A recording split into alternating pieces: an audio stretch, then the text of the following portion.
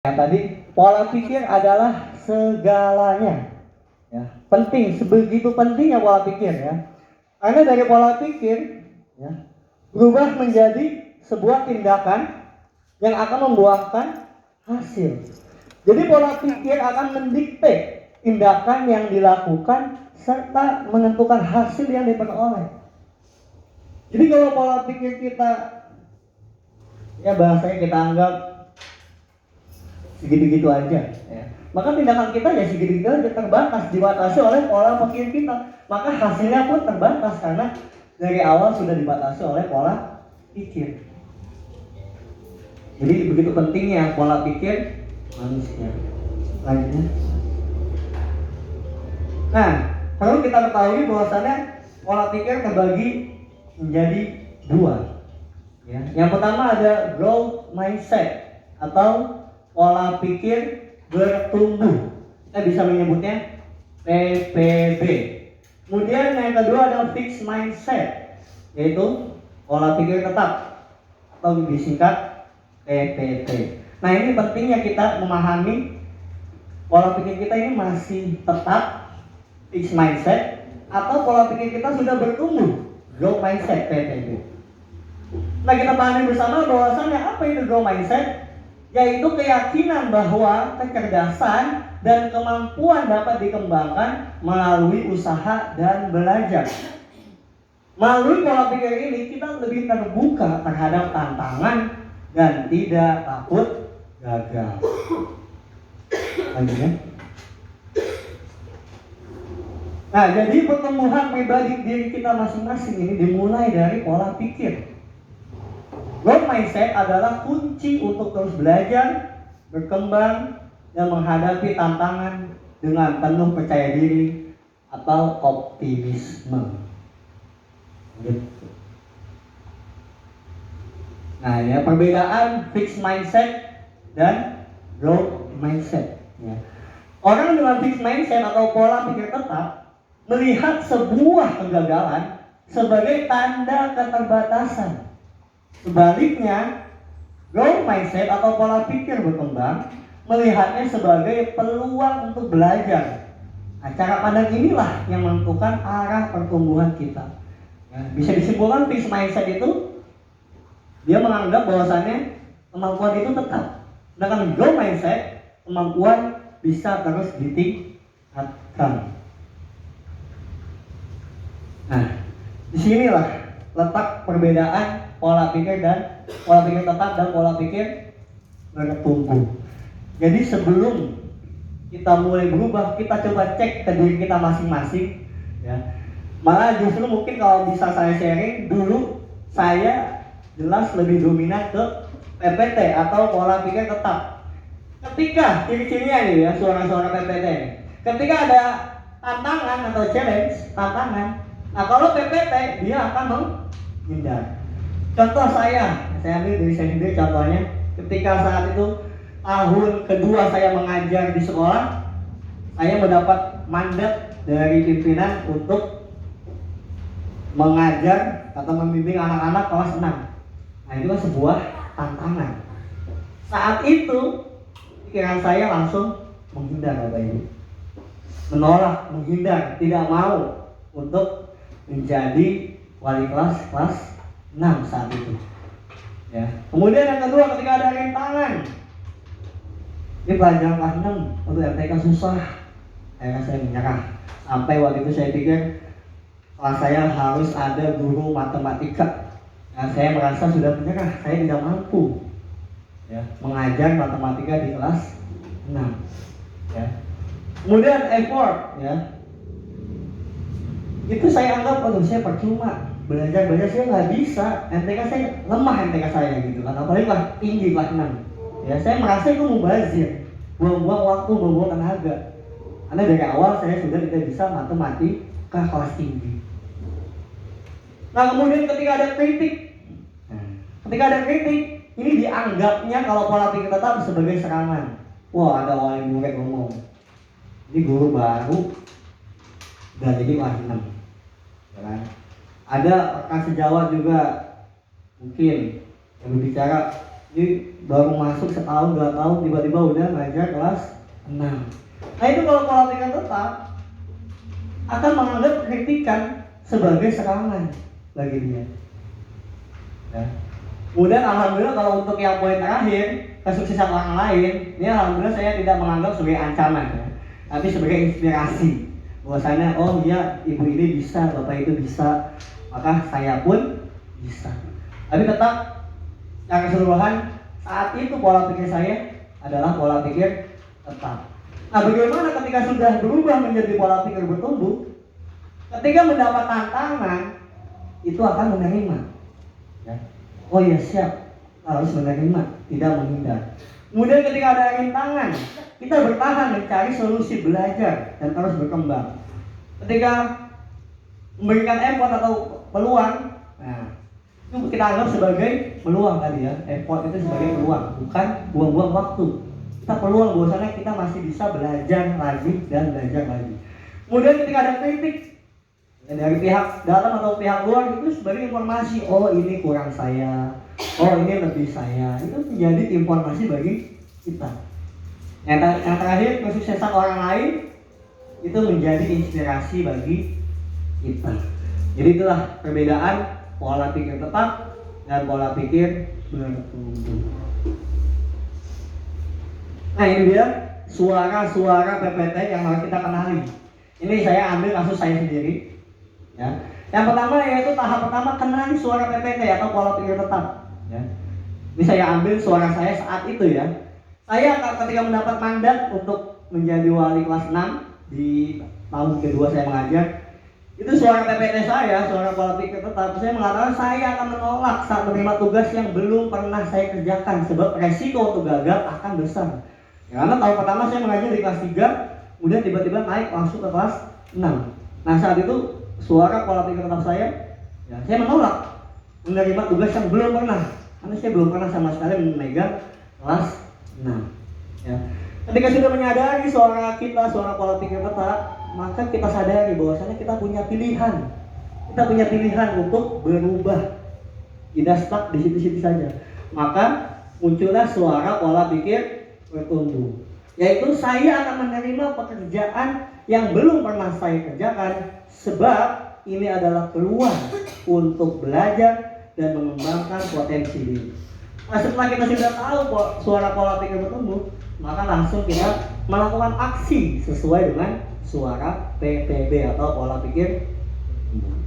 Ya, ini kurang lebih pengalaman saya sendiri ya, bagaimana saya mulai berubah dari pola pikir tetap menjadi pola pikir bertumbuh.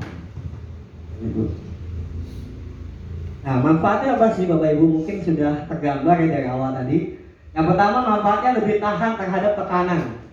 Yang kedua, berani mencoba hal-hal yang baru. Yang ketiga, selalu termotivasi untuk belajar. Growth mindset membuat kita lebih kuat menghadapi rintangan. Kita lebih percaya diri untuk mencoba, memperbaiki diri, dan meraih potensi maksimal dari diri kita. Gitu. Oke, lanjut kita memahami sama-sama tentang konsep pembelajaran mendalam. Kalau kita garis bawahi, pembelajaran mendalam ini bukanlah sebuah kurikulum baru Bapak Ibu. Bukan sebuah kurikulum baru. Kurikulum kita masih tetap, yaitu kurikulum Merdeka. Konsep pembelajaran mendalam ini melainkan adalah sebuah pendekatan pembelajaran yang pintu masuknya itu dengan memuliakan. Maksudnya gimana? Memuliakan itu yaitu menghamba kepada siswa. Ya, kita menganggap siswa itu sebagai raja kita. Ya.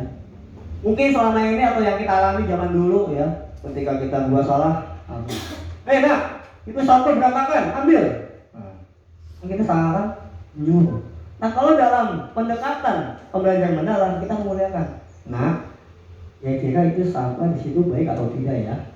Kalau tidak pantas, silakan diambil di luar. Nah, ini seperti kita merajakan, ya, seperti merajakan siswa ya, menghamba kepada siswa. Ya, itulah secara konsep Bapak Ibu. Mungkin kita sudah mengalami ya, bagaimana? Kayaknya nggak mungkin kan ya. Tapi ya lagi-lagi kembali kita pola pikir berkembang. Ya, kita pola pikir berkembang, harus mencoba. Jangan bilang nggak mungkin, susah. Nah, itu berarti pola pikir kita masih pola pikir tetap. Nah, kemudian konsep pemulihan ini ya yang menekankan pada penciptaan suasana belajar dan proses belajar yang pertama itu berkesadaran, bermakna, dan menggembirakan.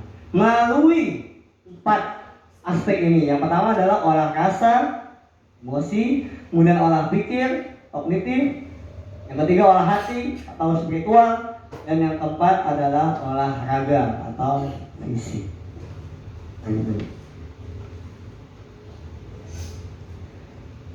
Nah, kemudian inilah poin-poin penting dari pembelajaran mendalam.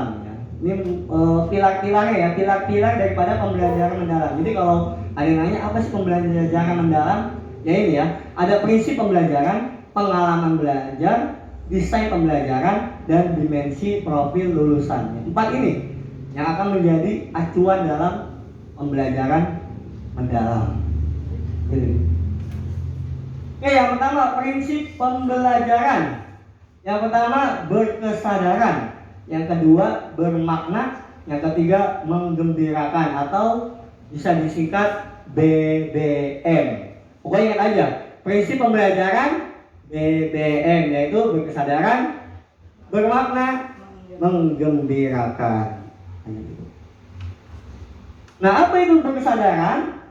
Ya jelas sadar ya, si murid, siswa itu sadar ya, kehadiran penuh dan fokus saat belajar.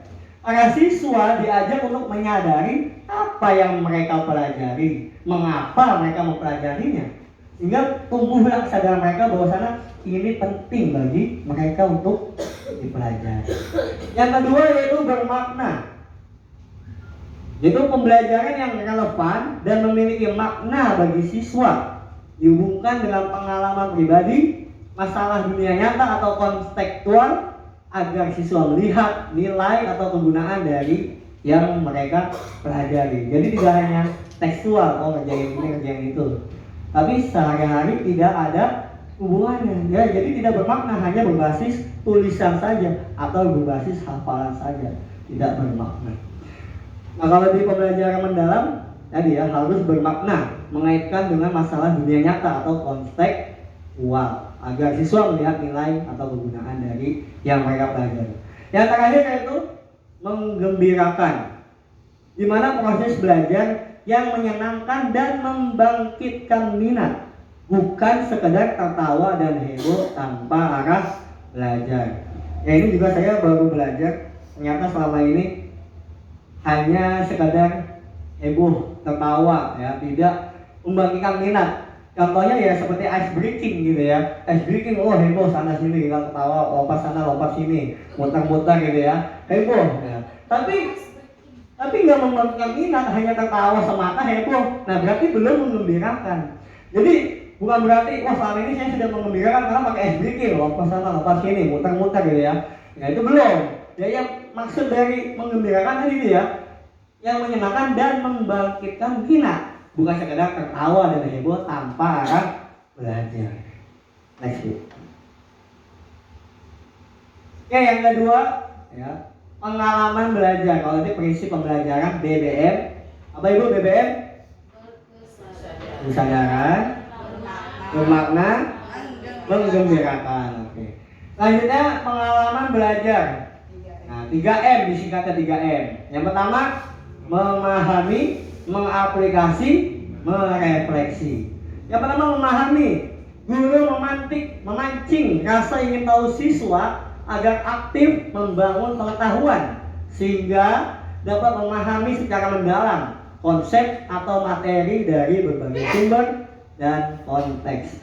Jadi memahami ini kita jangan hanya bahasanya nyuapin siswa gitu, disuapin, jangan. Tapi kita pancing rasa ingin tahu siswa supaya pengetahuan siswa itu terbangun. Jadi bukan hanya disuapin ya. Jadi membangun rasa ingin tahu siswa dan pengetahuan siswa. Yang kedua yaitu mengaplikasi.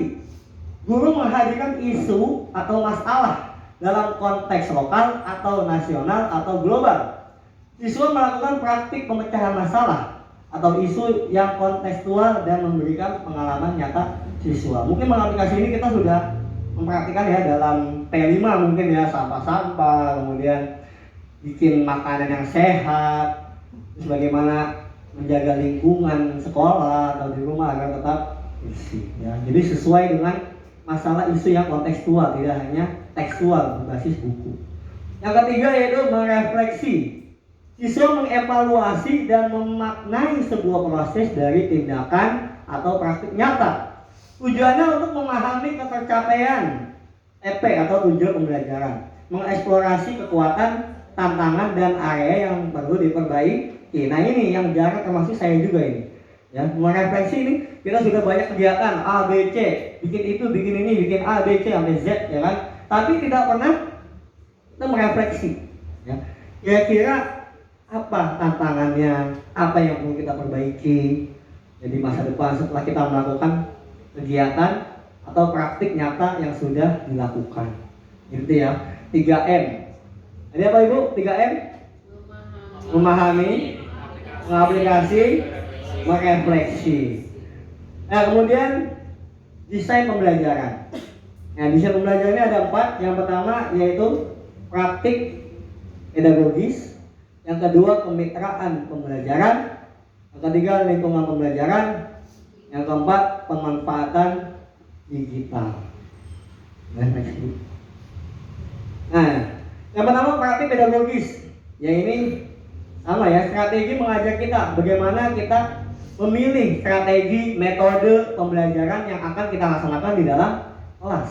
Ya, untuk apa? Untuk mencapai tujuan belajar dalam mencapai dimensi profil lulusan. Jadi strategi kita mau pakai strategi apa? Metode apa? Ya. Kemudian yang kedua, kemitraan pembelajaran, yaitu membentuk hubungan yang dinamis antara guru, peserta didik, orang tua, komunitas dan mitra profesional. Kemudian yang ketiga, lingkungan pembelajaran, yaitu menekankan integrasi antara ruang fisik, ruang virtual, dan budaya belajar. Jadi zaman sekarang ini jangan sampai kita tidak melek digital. Ya. Jangan hanya ruang fisik yang kita pakai. Jadi bisa juga kita menggunakan ruang virtual. Kemudian yang keempat, pemanfaatan digital. Ya, masih nyambung dengan lingkungan pembelajaran, menciptakan pembelajaran yang lebih interaktif, kolaboratif, dan kontekstual. Tadi ya kita melihat berita-berita, kita ambil video-video kejadian nyata. Ya contoh, ya tadi ketika di kelas anak-anak sudah mengetahui bahwasannya ada kejadian yang tidak mengenakan saat demo, ya seorang ojol yang meninggal. Ya, itu termasuk anak-anak sudah melek digital, maka kita harus bisa mengaitkan. Gak apa-apa kita arahkan, oh ya gimana nak, apa yang terjadi, mengapa bisa demikian, apa yang mereka lakukan di sana, kenapa bisa terjadi kejadian yang seperti itu, yang memanfaatkan digital. Lanjut. Nah ini dimensi profil lulusan, mungkin gak asing ya, kita dengar waktu itu kalau di Keluar apa? Profil Pancasila ya?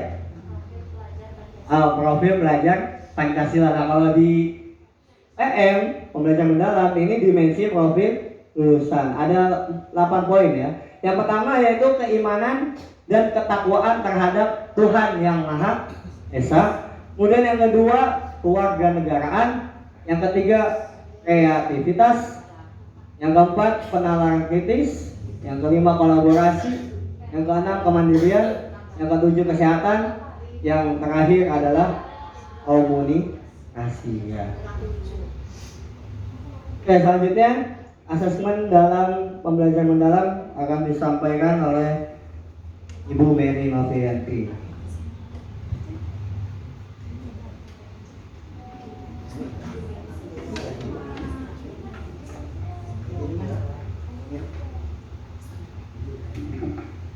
Bismillah Bapak Ibu Guru, izin menyambung yang tadi. Ya, materi selanjutnya ada asesmen dalam pembelajaran mendalam. Ini udah ada di sebelumnya ya Pak ya, cuman ini bedanya ada di sedikit teks Pak. Jadi dalam pembelajaran mendalam, asesmen itu adalah apa Bu? sebuah proses pengumpulan dan pengolahan informasi untuk mengetahui kebutuhan belajar dan capaian perkembangan atau hasil belajar siswa. Lanjut Pak. Nah, dalam asesmen ini ada 3 poin yang paling penting Bu. Yang pertama ada di apa ini? Berkeadilan. Berkeadilan ini maksudnya apa sih Bu? Jadi pendidik ini maksudnya kita ya Bu, melakukan penilaian itu tidak bisa oleh latar belakang siswa. Contoh misal Bu Sri nih, karena bertetangga dengan sebelah muridnya atau wali muridnya sering ngasih-ngasih. Nah itu dalam poin ini nggak boleh ya Bu. Jadi benar-benar harus adil tanpa melihat latar belakang siswa. Yang kedua yaitu apa Bu? Edukatif. Nah edukatif di sini penilaian yang hasilnya digunakan sebagai umpan balik bagi pendidik, siswa dan orang tua. Jadi dalam sistem penilaian di asesmen ini tuh harus apa ya Bu, sesuai dengan realnya gitu Bu, sesuai fakta siswa gitu di lapangan atau di kelasnya. Nah yang ketiga ada objektif, yaitu penilaian yang didasarkan pada informasi faktual atas pencapaian perkembangan atau hasil belajar siswa. Ini mah udah umum ya Bu ya, karena kita tahu objektif di sini tuh artinya tanpa pengaruh apapun, tanpa embel-embel apapun. Next Pak. Nah, apa sih Bu fungsi asesmen dalam deep learning ini? Nah, di sini ada yang pertama yaitu ini rada ini sedikit ya Bu bahasanya. Yang pertama ada assessment as learning. Jadi Bu diingat kata kuncinya as learning. Apa sih as learning itu?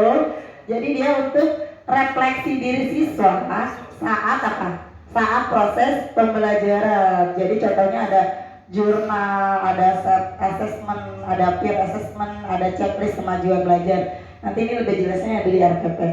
Nah, yang kedua ada assessment apa? For learning, yaitu assessment perbaikan proses pembelajaran. Jadi ini kayak pakai pertanyaan gitu ya. Kayak kita nanya gitu ya Pak, nanya di kelas. Nah, jadi sifatnya ini menghubungkan dengan pelajaran sebelumnya. Ada observasi dulu gitu Bu. Kayak kemarin kita MPLS ya Bu ya. Sebelum memasuki pelajaran ada observasi nilai formatif. Nah, observasinya tentunya ada jurnalnya. Nanti ada di belakangnya Bu. Nah, selanjutnya yang terakhir ada assessment of learning. Ini biasa kita pakai dengan sumatif ya Bu ya. Ini artinya di akhir pembelajaran, yaitu untuk mengukur capaian pembelajaran siswa pada akhir pembelajaran. Next Pak. Selanjutnya ada jenis asesmen ya Bapak Ibu, ada 2, yaitu yang pertama formatif, yang kedua sumatif. Nah dalam asesmen as learning dan for learning ini di ininya ada 4 ya Bapak Ibu, ada aspek waktu, tujuan, fokus, dan contoh. Begitupun dengan sumatif.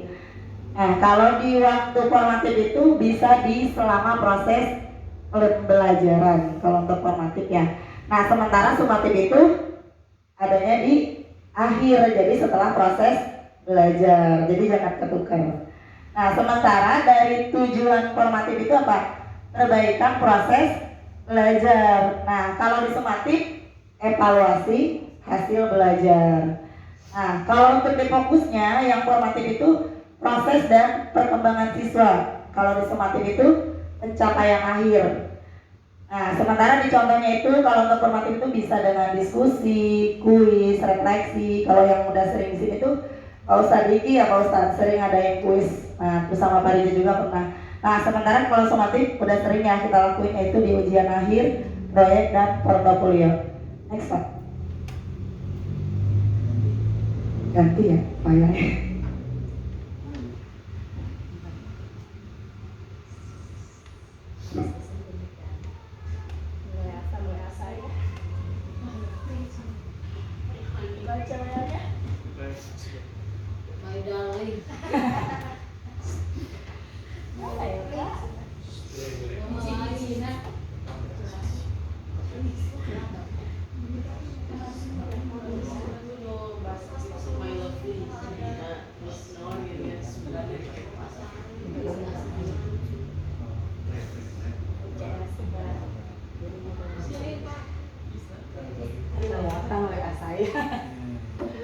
Ya,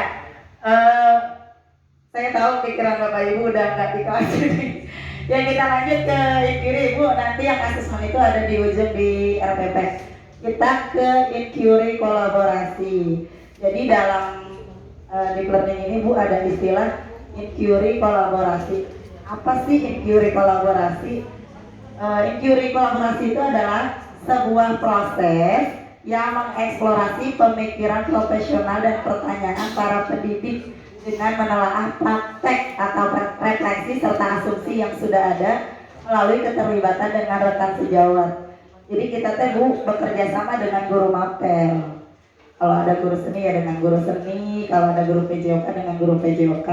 Next Pak. Nah tahapannya bagaimana Bu? Yang pertama yaitu mengidentifikasi. Dalam tahap pertama ini dimulai dengan posisi murid ini seperti apa Bu? Dengan pertimbangannya sesuai kurikulum dan membangun minat murid untuk menetapkan TP atau tujuan pembelajaran dan kriteria keberhasilan. Jadi sasaran pembelajarannya itu berdasarkan penilaiannya kebutuhan, kekuatan dan minat murid serta kemahiran dalam 8 dimensi profil tadi ya Bu. Kriterianya itu keberhasilan diidentifikasi untuk menggambarkan bukti yang akan mendokumentasikan bahwa TP tersebut telah tercapai. Next Pak. Nah, tahap yang kedua apa sih Bu? Yaitu ada desain. Nah, pada tahap ini Bu, perancangan pengalaman belajar yang tadi. Apa Bu pengalaman belajar? 3M apa BBM? 3M. Nah, jadi melibatkan murid dalam mencapai kompetensi sesuai capaian dan TP tadi. Langkah ini mencakup pemilihan pedagogi yang paling efektif, pertimbangan kemitraan pembelajaran yang dibutuhkan, pengembangan lingkungan yang menumbuhkan budaya belajar dan penggunaan digital yang memanfaatkan pembelajaran. Next Pak. Nah, di sini Bu ada tahap ketiga yaitu implementasi. Pada tahap ini pelaksanaan pembelajaran adalah guru memantau pembelajaran dan memberikan bantuan yang diperlukan murid, yaitu dengan mengajukan pertanyaan dan memandu penemuan yang lebih mendalam. Next Pak. Nah, tahap selanjutnya yang keempat yaitu mengukur, merefleksi, dan mengubah. Pada tahap akhir ini, guru berkolaborasi ya Bu untuk mendokumentasikan pembelajaran murid. Mereka mempertimbangkan berbagai macam bukti penilaian formal dan informal dari produk dan kinerja kerja murid. Jadi Bu, ketika misalnya kayak studi kasusnya kelasnya Bu Sri, angkatannya Aidil ya, itu di Saira apa Faisal ya kalau nggak salah. Itu Aidil tuh kelas 1 tuh belum bisa baca ya Bu Sri. Seingat saya, ya. Ya, itu dulu. Ya, berarti kalau nggak salah. Nah, ini Bu, jadi beliau tuh menemukan ada satu kasus murid yang belum bisa baca. Gimana sih Bu untuk bisa merefleksikan ke sini? Ya tadi ya, kita punya ukuran tahapan murid yang udah bisa baca tuh gimana sih Bu? Kalau yang udah bisa baca, pasti kalau dikasih bacaan dia bisa langsung nebak. Sementara yang nggak bisa, apa ya, gak grogi gitu ya. Jangankan bisa nebak. Ya, kayaknya kalau liatin aja udah takut. Nah, mungkin di QRI kolaborasi ini kita bisa bekerja sama dengan guru lain gitu Bu. Dalam artian di sini tuh untuk apa Bu? Untuk kinerja kerja murid agar apa Bu? Jadi kita tuh nggak capek sendiri gitu Bu. Artinya gini, kalau kerjasama tadi kan di sini dijelaskan ya Bu, guru berkolaborasi untuk mendokumentasikan pembelajaran murid. Jadi dalam pembelajaran mendalam ini Bu, ketika menemukan murid itu yang tidak bisa baca tuh, kita bisa bekerja sama dengan partner kita Bu. Kalau di Rombel 2 saya ini misalkan ada Bu Dila, ada Bu Rini. Nah kalau di kelas 1 ada Bu Rumi, ada Bu Tri. Jadi nggak sendirian gitu Bu. Misalkan dalam 3 ini tuh yang nggak bisa bacanya 6 orang. Nah dikumpulin tuh Bu, yang 6 orang itu. Jangan ditinggalin Bu Tri kalau sekarang. Iya di lesin. Enggak Bu, sekarang harus bekerja sama, harus ada partner.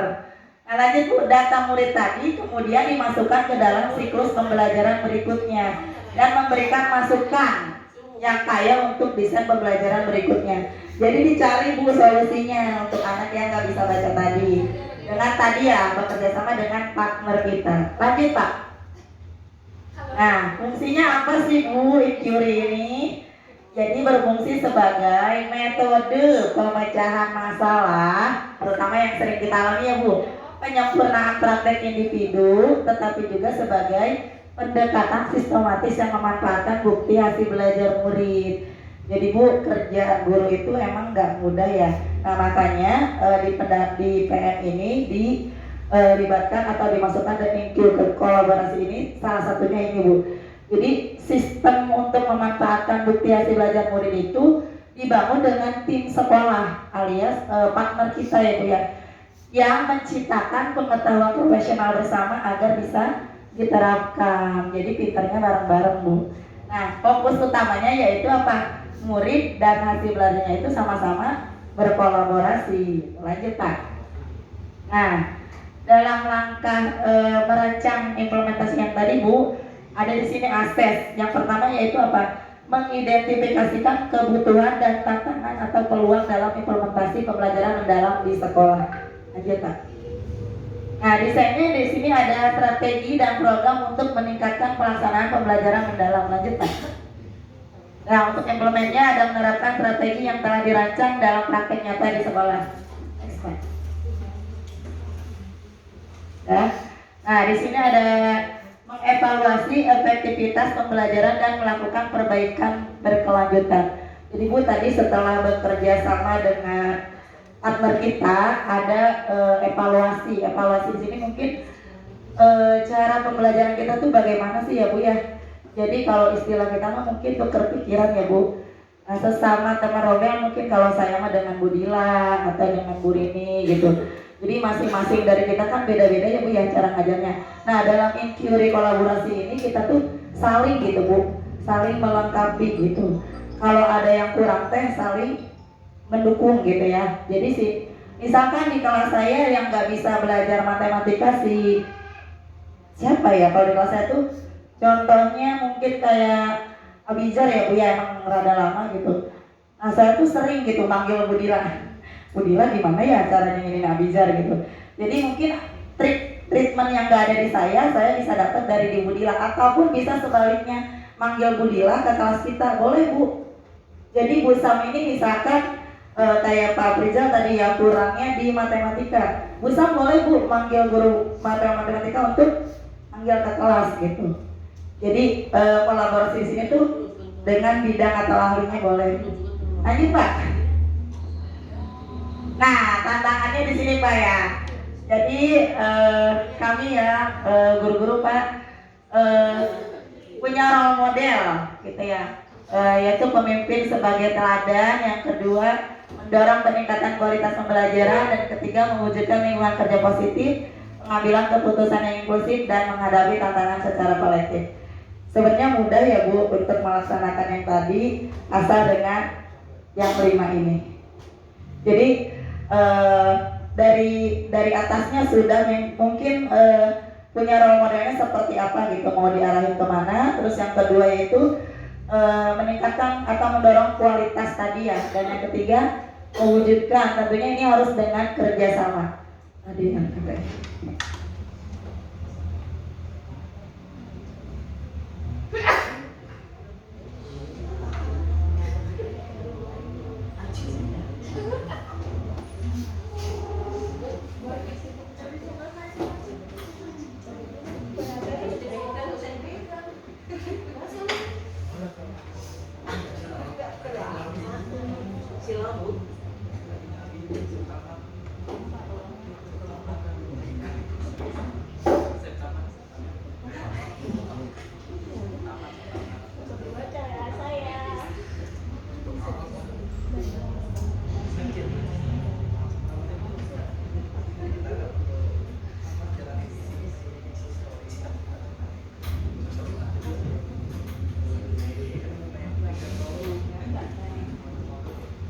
Nah ini ada contoh RPP ya Bapak Ibu yang kemarin saya dapat dari kelompok LMS saya.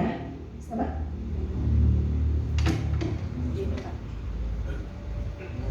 Di duplikasi. Jadi gambaran RPP-nya mungkin nggak jauh beda ya. Di sini mah mungkin Bisa diinin nggak Pak? Di minimize sedikit. Ya, jadi Bapak Ibu ada contohnya ini waktu kemarin tuh ngerjain di coba di pelajaran matematika kelas 1. Yang pertama itu poinnya ada identifikasi. Identifikasi itu terdiri dari bentar Pak, pelan-pelan. Ada peserta didik. Jadi peserta didik ini tuh digambarkan Bu, dia harus ditulis kelas berapanya dalam kondisi bagaimana. Jadi kalau benar-benar baru awal masuk berarti tulis di sininya peserta didik kelas 1 awal masuk. Nah karena ini mah bukan awal masuk ya Bu, jadi ditulis kelas 1 SD pada umumnya berada dalam tahap perkembangan konkret. Nah ini lanjut. Nah yang kedua yaitu mata pelajarannya ada matematika.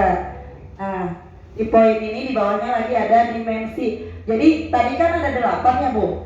Nah nggak perlu ditulis semuanya.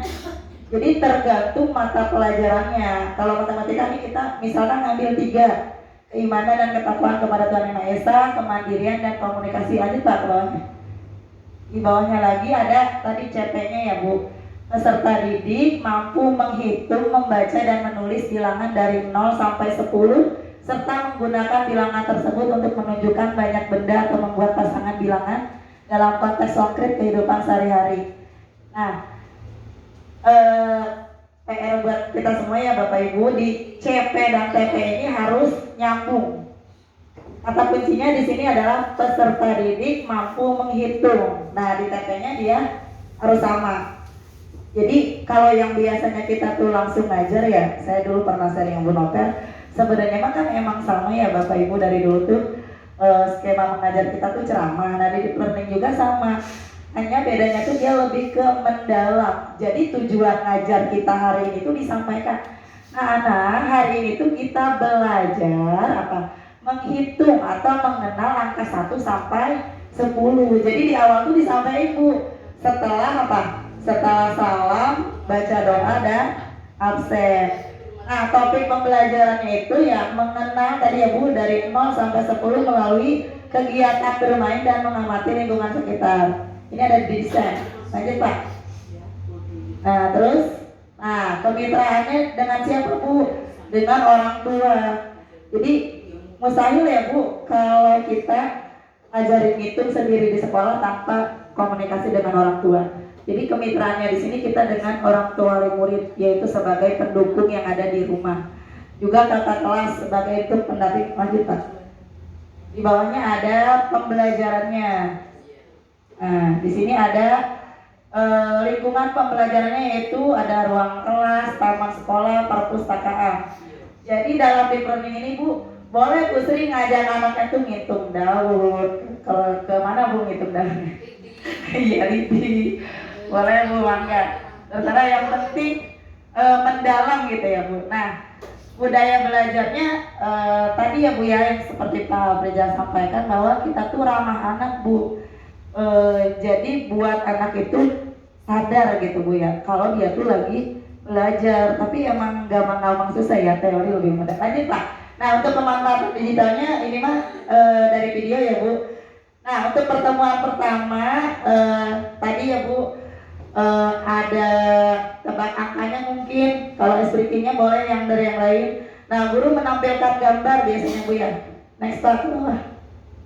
Nah di sini Bu dijelaskan, jadi anak mengamati benda konkret, bisa kelereng, bisa pensil, bisa bola atau mainan, terus bisa guru membacakan di taman bermain.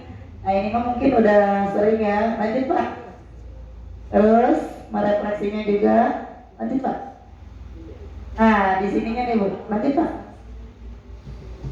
Terus ke bawahnya Pak. Udah masih ada Pak. Nah di asesmennya nih. Stop Pak. Nah jadi di asesmen awal itu Pak Bu ada tanya jawab lisan dulu. Jadi misalkan Bu Nia masuk ke kelas Umar, biasanya ngapain Bu Nia? Nanya apa Bu? Apa kabar? Selain itu Bu? Iya, jadi benar pertanyaan pemantik. Iya itu namanya autosepsi. Jadi yang dikatakan asesmen awal itu bukan ngasih soal tapi pertanyaan pemantik, dengar kata Bu Novel. Nanyanya apa aja sih Bu? Boleh kayak tadi Bu Dila. Siapa yang gak sholat subuh? Kira-kira pelajaran apa tuh Bu? Akidah, ahlak atau fikih. Terus atau siapa yang nggak pernah pipisnya disiram itu bab toharo. Jadi pertanyaan pemantik tujuannya buat apa nanti ada di sini. Nah terus selanjutnya bisa dengan kuis. Kalau Pak Ustadz Diki udah sering ya seminggu sekali dengan kuis. Ya, Pak Rizal juga. Saya yang belum nih. Nah, kalau untuk yang proses pembelajarannya tadi ya Bu, seperti yang Yawa sampaikan ada observasi dengan kegiatan. Jadi bisa nebelin angka 1 sampai 10 atau dia ngitung ke depan, disimak temennya kayak gitu. Nah, kalau yang semakin mah nggak usah ya Bu, udah hafal. Terus, lanjut Pak. Nah, ini untuk pertanyaannya. Mungkin hanya itu yang bisa kami sampaikan. Ya kurang lebihnya gambarannya seperti itu. Saya pun harus banyak memahami ya karena memang deep learning ini sebenarnya bukan kurikulum Bu, tapi lebih ke metode. Kurikulumnya masih sama kurikulum mereka. Iya.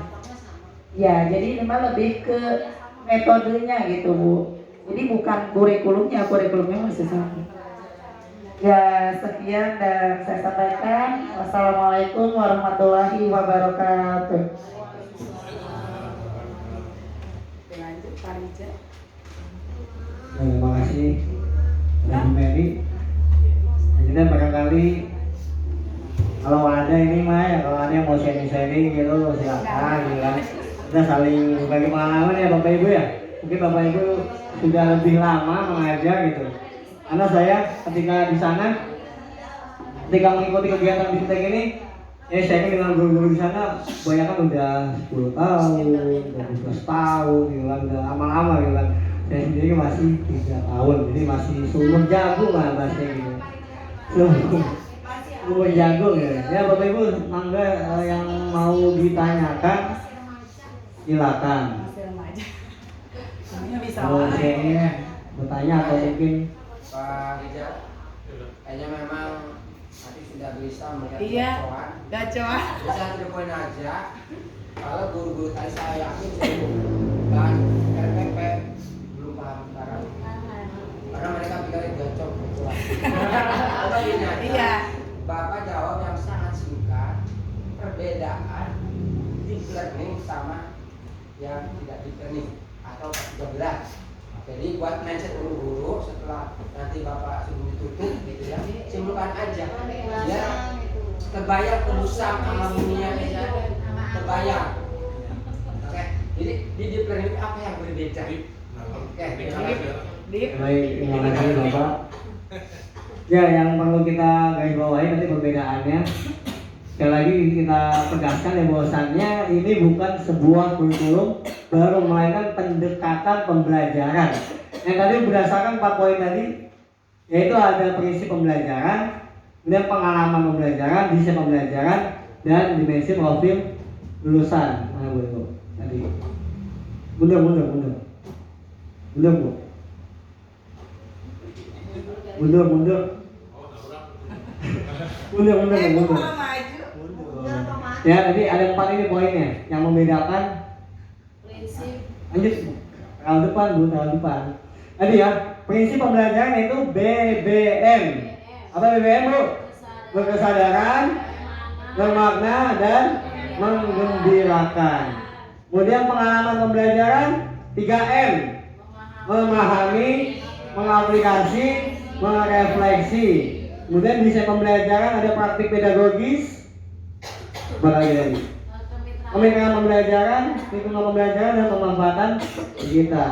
Nah, pintu masuknya pembelajaran mendalam tadi Bu, yaitu memuliakan. Di situ yang poin bedanya.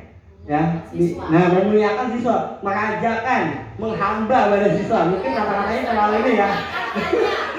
Biasanya sekarang gini Bu logisnya. Nih, bagaikan nih. Coba kalau sekolah tanpa ada murid, kira-kira bisa nggak kita? Sekolah jadi nggak sekolah? Enggak. Guru ada nggak? Nggak ada. Jadi rajanya ya murid itu sendiri gitu kan. Sama kayak sebuah negara lah ya kan. Rajanya siapa? Ya rakyat gitu kan. Masyarakat. Ya Nah ya, sama kan kita sebagai masyarakat nih. Wah ini pemerintah kok kita kayak nyiksa, kan kita rajanya. Pun sama bu, siswa ya kan, mereka rajanya. Tadi kita katakan, wah siapa? Ini, kayak nyuruh-nyuruh, ya kan? Nah di situ, jadi ruhnya yang mungkin bisa dibilang ruhnya memuliakan. Memang sulit, ya itulah makanya kita ubah dulu mindsetnya menjadi PPB. Apa PPB bu? Pola pikir bertumbuh, ya supaya kita mau belajar. Walaupun memang kalau kita kayak apa gini mah susah, anak mah angel dibilangin ya kalau jalan angel susah gitu kan. Ya berarti kita pola pikirnya masih pola pikir tidak mau mencoba dan mencoba. Tadi kan tantangannya apa? Tadi ya, dalam menghadapi tantangan.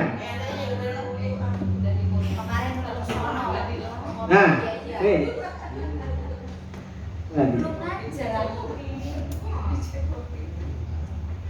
Ya tapi tantangan ketika, nah ini bu, nah ini ya bedanya. Coba kita sama-sama refleksi diri gitu ya bu ya. Kita ini pola pikirnya tetap atau sudah bertumbuh tadi ya. Ketika ada tantangan nih, tantangan tadi ya. Wah, berarti sekarang kita guru-guru harus memuliakan siswa, mengajarkan siswa. Nah, kita mau menghindar mau gimana kira-kira ya kan? Wah elah gitu capek gitu kan, susah dibilangin gitu. Ya kan pelan-pelan susah ya kan, kita keras coba pelan-pelan gitu kan. Ya itulah memang tantangan kita. Kalau kita sudah pola pikir bertumbuh, maka kita akan menerima. Kemudian kalau ada rintangan, wah siswa zaman sekarang susah. Ya saya ngalamin apalagi di kelas bawah bu ya, luar biasa kelas bawah. Luar biasa gitu kan, dibilangin di sini jangan bercanda, duduk yang manis, wah nggak bisa. Dibilang 1, 2 langsung. Nah, ternyata kelas atas pun masih ada yang begitu ya, sarua, KB gitu. Nah, jadi ya ketika ada rintangan, kita bertahan ibu. Ya udah, kita coba terus memuliakan pelan-pelan ngomongnya gitu kan. Jadi poin tadi itu ya. Kalau ditanya bedanya tadi itu yang pertama prinsip pembelajaran yaitu BBM, pengalaman, belajar 3M. Kemudian yang ketiga desain pembelajaran, yang keempat dimensi profil lulusan. Ya, jadi kalau ditanya perbedaannya apa, itu dia 4 poin tadi yang memiliki dasar memuliakan atau menghamba kepada siswa. Kurang lebih seperti itu.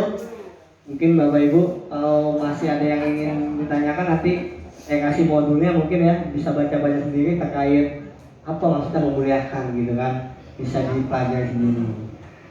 Ada lagi atau mungkin sudah langsung berangkat ke bacaan? Pak, saya sharing ya. Oh boleh sharing dulu silakan. Saya sudah mengaplikasikan itu ya. Iya. Pelajaran yang saya ambil dari kuliah. Tapi kok saya rasa nggak ada ngaruhnya gitu.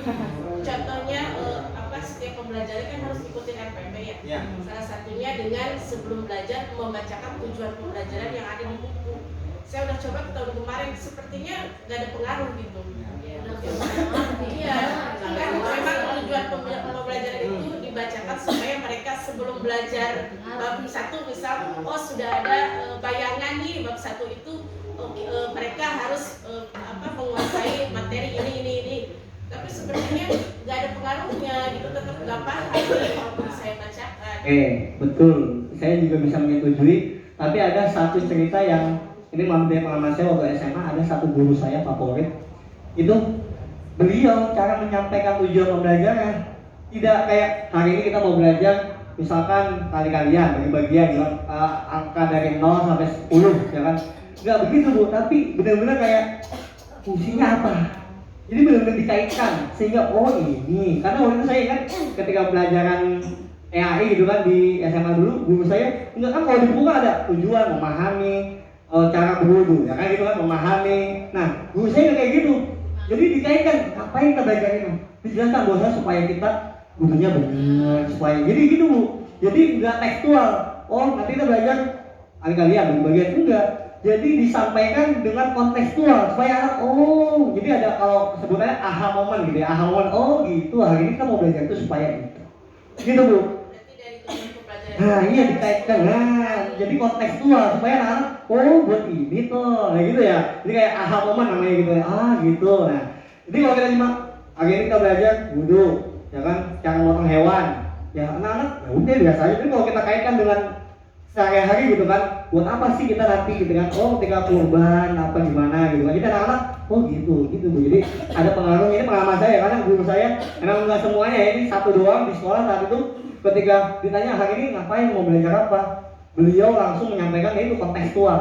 Jadi kita oh jadi gitu, jadi nggak hanya ya nggak mau gitu kan, kayak sama aja ngaruh ya, karena mungkin kita sendiri termasuk saya ya kayak gitu, cuma membacakan TP tujuan pembelajaran secara tekstual, tidak kontekstual. Itu. Terus satu lagi pengalaman, memang dalam pembelajaran itu sebelum belajar harus ada persepsi tadi ya, pertanyaan mati. Apa kabar kalian hari ini? Siapa yang tadi di rumahnya nangis? Mereka tuh jadi yang sedih juga jadi, yo bu aku tadi ini dah. Jadi belajar tuh dia nggak bete lagi gitu. Jadi memang banyak manfaatnya dari persepsi itu gitu. Sudah saya praktekkan, terus ice breaking juga memang harus ada ice breaking. Lihat situasi mereka ngantuk nih, ayo berdiri. Gitu. Saya suka gitu, jadi semangat lagi. Gitu. Jadi ya enggak, kita lihat suasana. Ya betul, ya benar ya suasana. Apalagi ketika matematika kan begini pusing. Iya. Nah itu, ayo berdiri. Kadang saya olahraga dulu. Ya, gitu. nah iya tuh dia, ini dia tadi ya. Jadi pembelajaran kita jangan hanya olah pikir terus. Jadi disambungkan dengan olah rasa tadi kan, nanya gimana habis belajar MTK. Ya kan, oh makin pusing. Ya kan kita gali ya olah rasa, olah pikir, olah hati, olah raga. Ini tadi ya. Bedanya di sini. Jadi tidak hanya mikir aja dia olahraga, kita keluar gitu kan. Kayak mungkin praktek apa kayak kemarin misalkan tentang metode snowball, ya kan, snowball throw gitu kan, membuat pesawat, pasnya gitu keluar gitu kan, lempar, itu kan olahraga juga kan. Nah kan anak lari ngambil pesawat, itu sambil olahraganya juga dibangun. Jadi kalau dibedakan apa bedanya yang tadi ya, memiliki ruhnya yang tadi, ruhnya itu memuliakan, merajakan siswa ya, sama kayak kita lah rakyat sebagai raja ya kan, kita kan kesel gitu kan, wah semena-mena ya kan, siswa pun sama gitu. Mungkin ada lagi? Satu lagi Pak, ini saya dari konten ini aja ya, konten buku saja ya. Karena kalau deepening kan luar biasa. Kita melakukan deepening pelajaran fikih kelas 4 saya itu kalau memakai pertanyaan pemantik itu bahaya, bukan bahaya jadi. Ya. Contoh misalkan kan fikih di bab kita itu tentang apa namanya, bab 1 tentang ihtilam. Nah, ihtilam kan lawannya air mani kan, haid dan sebagainya. Anak bertanya hebat, Pak, gimana sih bentuknya air mani itu? Ya. Ini kan bagus berarti kan. Cuma kita sebagai guru menjelaskan secara deepening dengan mendalam itu gimana coba? Oke. Nah, berarti kan ini bukan masalah itunya. Berarti konten buku itu mestinya kurikulum itu menyeleksi dulu. Apakah sudah cocok nggak nih di kelas 4? Kalau 5-6 lah bisa lah. Ini kelas 4. Oh, dari bisa. di kelas 4 ini udah ada. Pasal gimana sih bentuknya, modelnya, mimpi kayak gimana? Mungkin karena lihat zaman sekarang anak kelas 3 udah haid dulu Pak. Iya, haid normal lah. Dewasa gitu. Kalau darah itu normal bisa dilihat lah. Oh darah, paling darah seperti darah. Tapi kalau untuk laki-laki itu kan prosesnya kan dari sudah jaketnya. Mimpi bahasa mimpinya kayak gimana sih Pak? Sebagai guru kan harus menjelaskan secara detail, harus mendalam. Coba. Nah, kemarin kita sempat diskusi juga sama Pak Asil. Katanya ada yang bilang kita nggak boleh pakai metode ceramah terus gitu karena membosankan. Ternyata enggak Bu. Justru ada beberapa pelajaran yang wajib metode ceramah. Contohnya kayak hadis, Quran, ya kan? Kalau kita suruh mereka diskusi, wah amburadul nanti hadisnya kemana-mana, ya kan? Bahaya jadinya dosa. Nah itu kita harus pakai metode ceramah, kita jelaskan dari kita gimana. Nggak boleh kayak diskusi silakan, wah bahaya nanti buat lihat kemana-mana hadisnya ya kan? Yang bukan hadis itu kan. Nah sama fikih juga menurut saya kan tadi. Bagaimana gurunya gitu kan menyiapkan, memilah dari kan sumber pembelajaran bisa memanfaatkan digital, gitu kan? Ya kita bisa pilah-pilah gitu kan. Mungkin bisa warnanya aja dari warnanya aja gitu kan. Mungkin jadi bisa membedakan. Kan kalau mungkin kalau air tipis ya, kalau air tipis mungkin prosesnya nih, proses mimpinya. prosesnya. Kalau prosesnya agak sulit ya. Itu kan mendalam, kemudian sudah mendalam berarti. Iya benar. Saya menyampaikan itu udah paham. Cuma dia pengen kliknya loh. nyatanya gitu gimana sih Pak? Nah, Kayak biar dia puas gitu belajar tuh, oh begitu ya. Masa saya praktek gitu. Nah, kalau itu kan terkait proses ya, makanya kan balik lagi. Itulah pentingnya kita mengetahui tujuan pembelajaran. Kalau gimana sih prosesnya? Emang tujuan pembelajaran kita mengetahui prosesnya? Kan biasanya gitu kan? Kan memahami bahwasanya ketika keluar ini kita harus mandi wajib, ya kan? Berarti kan kalau menurut saya menjelaskan prosesnya gimana itu menurut saya ya tidak terlalu ini, tidak terlalu ujian. Karena kan tujuan pembelajaran sendiri, ya kan? Setelah keluar itu apain, ya kan? Mandi wajib lah atau cukup wudhu doang atau gimana? Kan di situ. mandi wajib. Kan di situ ada tujuan pembelajaran sama capaian pembelajaran Pak, jadi ada batasnya. Nah, iya Dalam itu suatu dia. proses, Nah, ya apa mereka bikin buku itu yang Ah. menyesuaikan dengan kelasnya, Ya. dengan perkembangan zaman. Nah. Karena kenapa di kelas 4 sudah ada Iya. itu? Karena anak-anak tontonannya sudah Iya. ya ini dewasa jawabannya. gitu. Cuman untuk menjawab itu Bapak berjawab gimana? Kalau anak seperti itu, bilang kalau menjawab, mimpinya kayak gimana sih Pak? Itu juga kalau kita jasa saya detail, maksud saya kan saya juga tahu batas-batasnya. Nah, iya. mungkin untuk saat ini mimpi itu belum muncul, mungkin di kelas 6. Cuman analoginya kan harus kita tuh Oke, pedagogis kalau- itu kalau pedagogis Bapak kan. nanya. Ya, Kalau Bapak nanya ke saya gitu kan, gimana biasanya? ya. Mungkin saya akan menjawab misalkan ada siswa yang sekritis itu kan hebat gitu kan, gimana sih Pak gitu kan? Mungkin saya akan menjawab pokoknya enak dan sampai keluar gitu kan. Nanti juga kamu ngalamin sendiri ketika usia kamu sudah mencapai, nah gitu. Jadi nanti kamu ngalamin sendiri gitu kan. Ketika kamu sudah tahu, yang penting kamu tahu dulu nih cairannya seperti apa. Nah ya kan, ketika kamu sudah tahu model cairannya seperti apa, tipenya gitu kan, tipe yang kayak mana, oh berarti ini termasuk ini. Nah berarti kamu semalam mimpi basah. Kayak gitu, kok saya gitu kan. Jadi yang penting kita tujuannya tadi ya yang Bunda bilang kan mencapai pembelajaran gitu kan, fokusnya ke sana. Ya, kalau Ya. secara teori sudah sampai, cuman Oke. pertanyaan Ya, dan menjawab siswa gitu ya, yang kritis. Memang ada yang nanya prosesnya. ada. Cara haid Pak, Nah, iya. ada istihadah, ada haid Pak. Iya. Kalau haid itu warna darahnya apa? Nah. Istihadah itu gimana? Betul, Bu. Cuma kan untuk menjelaskan warna. Iya, iya, Bu, iya. Ini kan kita di learning harus mendalam kan ini Iya. kan. Siswa itu harus makin senang gitu kan. Nah, belajar Iya. itu senang kan? Ya itu Gitu. maksudnya. Yang mendalam itu bukan harus mendalam. Iya, ya. Maksudnya mendalam bukannya, wah enggak, maksudnya mendalam itu tadi ya nih, maksudnya ini Pak, berkesadaran, bermakna mendunia. Maksudnya sadar bahwasannya kita lagi belajar buat memahami hal itu. Gitu ya. Jadi maksudnya Kalau gitu belum sadar karena dia masih otaknya masih kemana-mana, belum Iya. nyampe ini. Iya. Gimana gitu. ya itu lah tugas kita gitu kan, bagaimana proses belajar itu berkesadaran. Ya kan, ya tadi dengan pertanyaan pemantik, ya kan dengan menyampaikan PP tadi dikaitkan dengan kontekstual. Seperti itu. Ya, betul. Mendalam, jangan fokus ke mendalamnya gitu loh. Tapi ya kan harus sesuai apa. Ya, jadi ya kalau ditanya gimana saya jawabnya kayak tadi gitu ya Pak ya. Jadi fokusnya ke hasil, jadi mode CR gimana gitu kan. Nah itu berarti sudah gas. Nggak lagi Bapak Ibu, langsung gas ke gasan. Salah dulu ya. Sudah Bapak Ibu. Masih banyak sih cuma Nah, waktu. dulu. Oh, Sebelum selesai tutup aja dulu Bapak. oh ya, baik kita tutup kegiatan yang hari ini mudah-mudahan bermanfaat bagi kita semua dengan membaca hamdalah bersama-sama. Assalamualaikum warahmatullahi wabarakatuh.